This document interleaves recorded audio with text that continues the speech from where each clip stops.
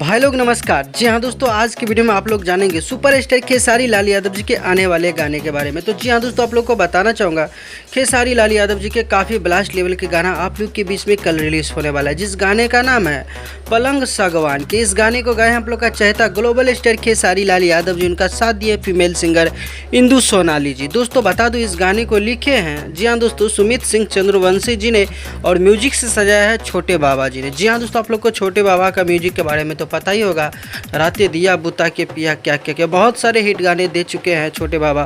Finally आप लोग के बीच में खेसारी लाल यादव और इंदु सोनाली की आवाज़ में कल ब्लास्ट लेवल का वीडियो सॉन्ग रिलीज हो रहा है। जी हाँ दोस्तों, डोली सजा के रखना उसी फिल्म से ये गाना है। SR के म्यूजिक पे ये गाने को कल सुबह में रिलीज़ किया जाएगा। बहुत बेहतरीन गाना था, सोचा क्यों नहीं आप लोग को अपडेट के माध्यम से जानकारी दे दिया है।